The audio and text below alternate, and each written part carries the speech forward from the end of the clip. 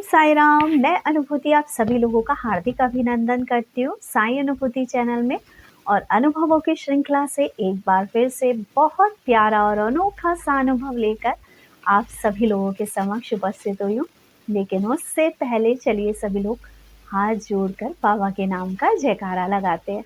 अनंत कोटि ब्रह्मांड नायक राजाधिराज योगी राज परम ब्रह्म श्री सच्चिदानंद सद्गुरु साईनाथ महाराज की जय। ओम साई राम। साथियों, सबसे पहले तो आप सभी लोगों को नववर्ष की हार्दिक हार्दिक शुभकामनाएं। नववर्ष आप सभी लोगों के लिए मंगलमय हो। नववर्ष में आप लोगों ने जो काम पिछले वर्ष ना किए हो, इस वर्ष आपके वो सारे काम पूरे हो जाए। बाबा जिनके घर में जिस चीज़ की कमी हो उस चीज़ को पूरा करें। जिन बच्चों की शादियां ना हुई हो, इस वर्ष उन बच्चों की लगन बहुत जल्दी से हो जाए। जिन लोगों की गोद सुनी है, बाबा उनकी गोद हरी भरी कर दें। जिन लोगों की जॉब नहीं है, बाबा उनको जॉब दिलाएं। जिनका स्वास्थ्य खराब है, बाबा उनका स्वास्थ्य अच्छा करें। आज जो ये अनुभव मैं आपको बताने जा रही हूँ वो है सरिता जी का, जो कि बॉम्बे से हैं। सरिता जी का ये जो अनुभव है बहुत प्यारा अनुभव है। ये अनुभव मैं ये भी कह सकती हूँ साईं लक्ष्मी कृपा प्राप्ति मंत्र से जुड़ा हुआ भी है। ये अनुभव मैं ये भी कह सकती हूँ ये बादशाहपुर धाम से जुड़ने के बाद इनके जीवन में आए परिवर्तन से रिलेटेड है।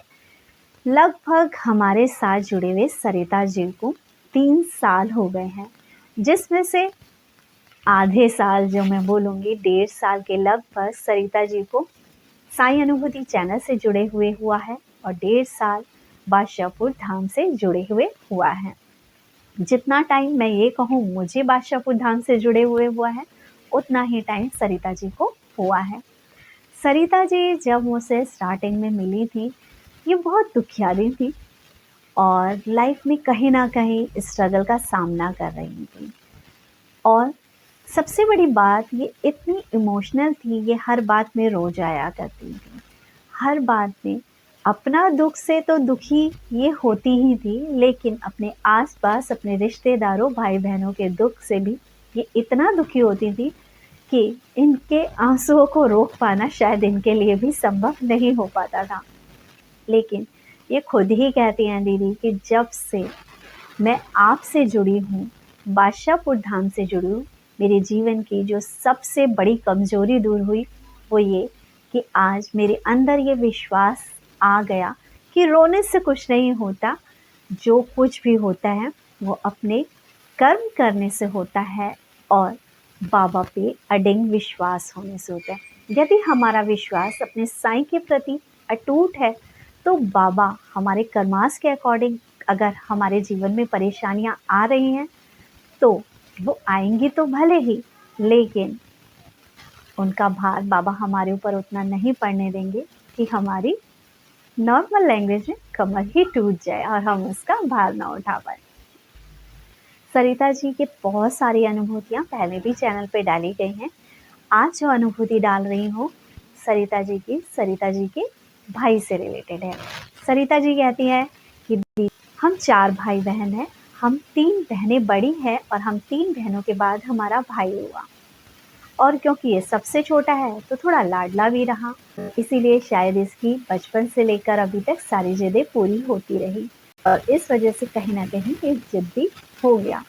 ये कहती है कि पापा को हमेशा टेंशन रहने लगी कि इसका क्या होगा, और ये बहुत ज़्यादा पढ़ लिखने के लिए भी तैयार है नहीं, बहुत ज़्यादा पढ़ा लिखा है नहीं, तो इसको एक अच्छी लड़की भी कैसे मिलेगी शादी के लिए, क्योंकि आज तो लड़कियां भी पढ़ी लिखी हैं। और अगर लड़के वाले मांगते हैं कि लड़कियां पढ़ी लिखी हों तो लड़की वाले भी यही चाहते हैं कि उनका जो दामाद आए वो भी पढ़ा लिखा हो, अच्छा काम धंधे करने वाला हो। ये कहते हैं दीदी कि मेरे पापा की एक ये टेंशन हमेशा रहती थी। और ये कहते हैं दीदी लेकिन जब से आप लोगों से जुड़ी और मेरे परिवार वाले भी आपसे जुड़े, हमारी इस समस्या का समाधान हो गया। ये कहते हैं कि दीदी पहले मेरे भैया जो थे वो किसी भी काम को करने के लिए इतनी जल्दी तैयार नहीं होते थे, लेकिन बाबा का नाम लेके, साईं का नाम लेके मेरे पापा ने मेरे भाई को एक बिज़नेस करवाया, कम से कम 15 लाख रुपए उस बिज़नेस में लगाए और मेरे भाई ने जिस पे हमें इतना नहीं लगता था कि वो अच्छे से करेगा बिज़नेस को, काम को करेगा, उसने उस बिज़नेस को सँभाला और उस काम को करना शुरू करा। साईं की कृपा से मेरे भाई का वो काम अच्छा चला और मेरे पापा को एक डर लगा करता था कि इसको कोई अच्छी लड़की मिलेगी या नहीं मिलेगी। साईं की कृपा से अभी लास्ट ये जो दिसंबर है, इसी में ही मेरे भाई की शादी हुई। 3 दिसंबर की ही इनके भाई की शादी थी, जिस दिन बाबा की पालकी थी। ये कहती हैं दीदी पता है, मेरे पापा को बहुत डर लग रहा था।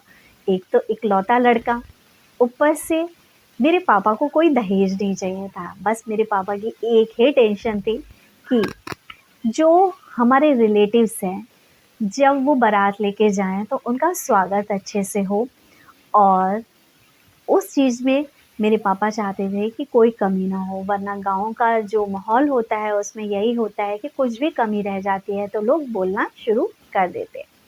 ये कहते हैं दीदी बाबा की कृपा से मेरे भाई की शादी इतनी अच्छी हुई कि मेरे पापा ने दीदी 30 तारीख से लेकर 5 तारीख तक सारे लोगों को गाँव के खाना खिलाया है।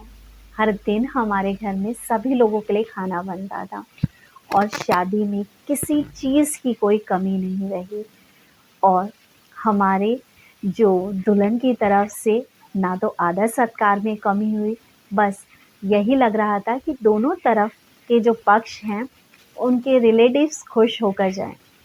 तो दीदी बिल्कुल वैसा ही हुआ। लास्ट एक मोमेंट ऐसा आया कि जो जेवर बनवाने के लिए दे रखे थे, वो सुनार ने टाइम पर नहीं बनाए। ये कहते हैं कि दीदी बहुत डर लग रहा था, एक दिन रह गया था फेरों का यानी शादी का और सुनार लेकर नहीं आया जेवर। ये कहते हैं मेरे पापा को तो बड़ी टेंशन हो गई कि अब क्या होगा।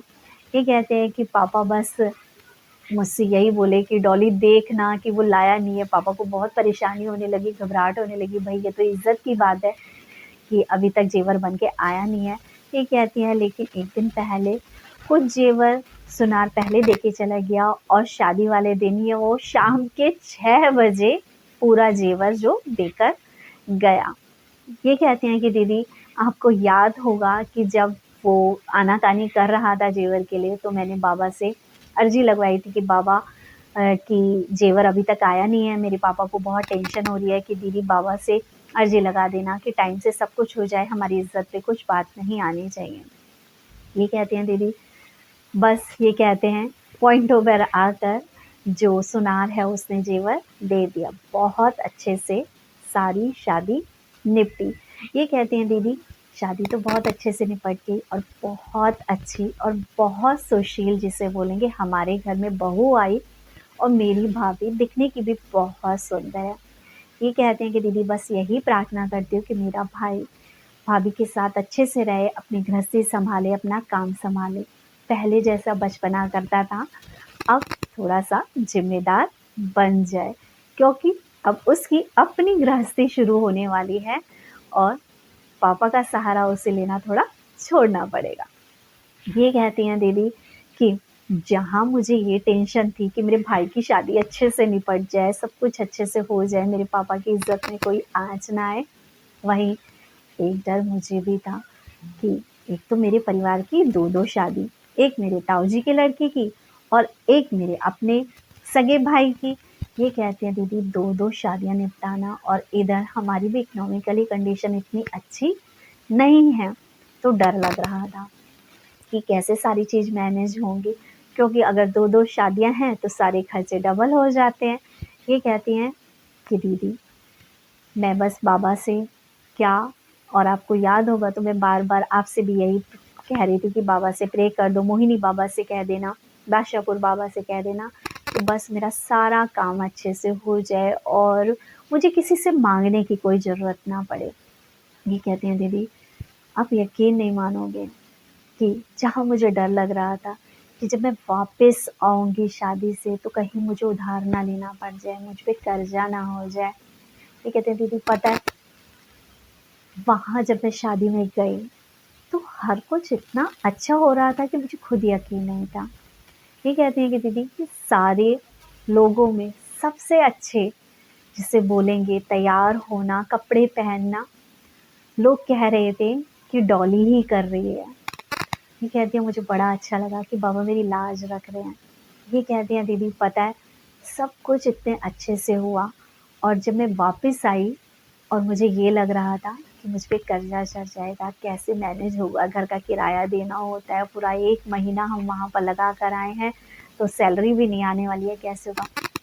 ये कहती हैं दीदी पता है मैं जब घर आई तो इवन हमारा टीवी खराब हो रखा था, हमने नया टीवी भी लिया अपने बच्चों के लिए। एक काम और था जो कि बड़ा ही था, वो काम भी मैंने पूरा किया। मैंने अपने घर का किराया दिया, इवन मैंने अपने घर का राशन भरा, और वो भी दीदी 1 महीने का नहीं, लगभग 2 महीने का राशन मैंने अपने घर में भरा। उसके बावजूद भी मेरे हाथ में पैसे थे। ये कहती हैं दीदी कि ये सब बरकत करने वाला हमारा साईं है। बादशाहपुर दरबार में मैंने साईं के आगे ये अर्जी लगाई थी कि बाबा मेरी इज्जत पे नहीं आनी चाहिए, मुझे किसी से मांगना नहीं है बाबा, और ना ही मुझ पे कोई कर्जा चढ़ना चाहिए। बाबा ने बहुत कम पैसों में ही मेरी लाज बचाई, हर जगह सब कुछ इतना अच्छा हुआ। ये कहती हैं दीदी कि मैं सच बताऊं मुझे खुद को यकीन नहीं हो रहा कि इतना सब कुछ मैं मैनेज कर कैसे पाई। 1 महीना वहाँ बिता कर आई।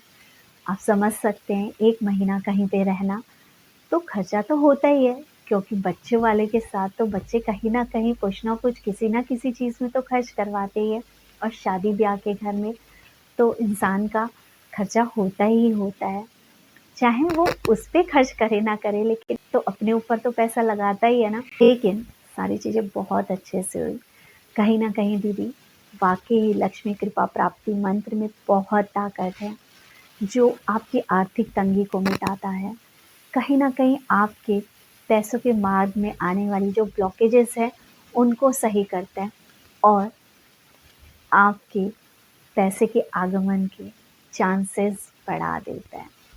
ये कहती हैं कि दीदी लक्ष्मी कृपा प्राप्ति मंत्र को पढ़ने के बाद से वाक़ई ही मेरे हाथ में जो पैसा नहीं रुकता था, मेरे हाथ में वो पैसा रुकने भी लगा। हमारे सारे खर्चे अच्छे से मैनेज हो रहे हैं। मैं बस यही कहूँगी, सबसे पहली चीज़, भगवान में बहुत शक्ति है, लेकिन उस शक्ति से काम करवाने की ताकत आप में होनी चाहिए। उस शक्ति को अपने पास बुलाने की ताकत आप में होनी चाहिए।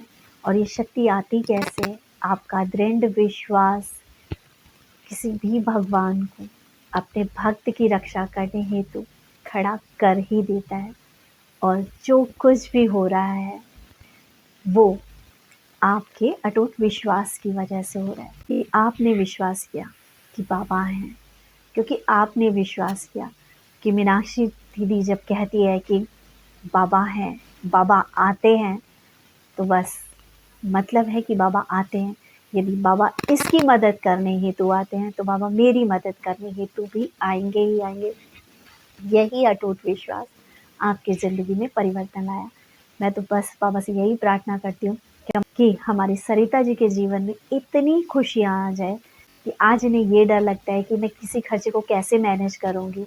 मैं कहती हूँ कि बाबा इनकी ज़िंदगी में ऐसा दिन लाना कि ये कभी कोई ऐसा इंसान इनकी ज़िंदगी में आए जिससे ये डर लग रहा हो कि वो अपने खर्चे कैसे मैनेज करे, उसकी ज़िंदगी का विश्वास बन के खड़ी हो जाए, उसकी ज़िंदगी में उसकी मदद करने वाली ये बन के खड़ी हो जाए। बाबा इनकी आर्थिक स्थिति इतनी स्ट्रॉन्ग करना। इसी के साथ बाबा पे आप सब लोग विश्वास बना के रखिए, क्योंकि बाबा आज भी आते हैं, क्योंकि बाबा अपने भक्त की रक्षा करने हेतु हमेशा खड़े होते हैं। अपने प्यार की नज़रों से देखो, अपने विश्वास की नज़रों से देखो, अपनी निष्ठा से देखो, बाबा आज भी आपको सामने नज़र आ जाएंगे। इसी के साथ चैनल को ज़्यादा से ज़्यादा शेयर करें, लाइक करें, सब्सक्राइब करें। ओम साई राम, जय साई राम।